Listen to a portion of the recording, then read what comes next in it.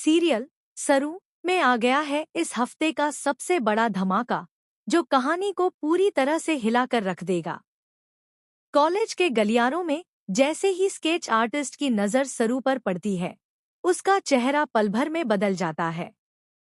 उसकी आंखों में पहचान की चमक और होठों पर दबा हुआ सस्पेंस साफ नजर आता है।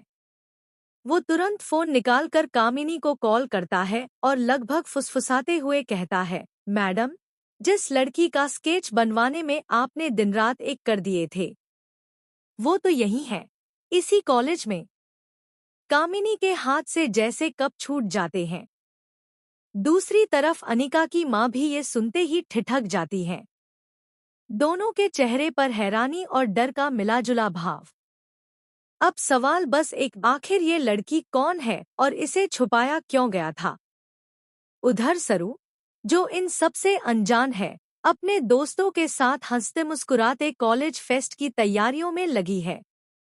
लेकिन उसकी हर हरकत पर अब कई जोड़ी आंखें टिकी हुई हैं। कामिनी के दिमाग में एक के बाद एक प्लान बनने शुरू हो जाते हैं। वो किसी भी हाल में सरू तक पहुंचना चाहती है, क्योंकि उस स्केच के पीछे एक ऐसा राज छिपा है जो सामने आते ही कई रिश्तों के चेहरे बेनकाब कर देगा। आगे कहानी में ट्विस्ट तब आता है जब कामिनी नकली हार लेकर फिर से स्केच आर्टिस्ट के पास पहुंचती है। हार दिखाते हुए वो मुस्कुराती है, लेकिन उसकी नजरें लगातार उस स्केच पर टिकी रहती हैं, जिसे उसने पहले बनवाया था। स्केच में वही मासूम चेहरा, वही आंखें, और अब वो चेहरा उसे असल में देखने को मिल चुका है, सरू का चेहरा। कामिनी के मन में अब कोई शक नहीं रह जाता। वो धीरे धीरे उस स्केच को अपने बैग में डालती है और मन ही मन ठान लेती है कि अगला कदम बेहद सोच समझकर उठाना होगा, ताकि सरू को जाल में फंसाया जा सके।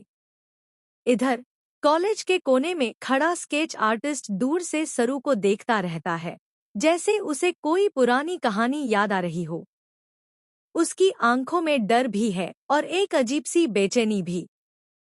शायद वो जानता है कि ये खेल सिर्फ एक स्केच का नहीं, बल्कि कई जिंदगियों का है।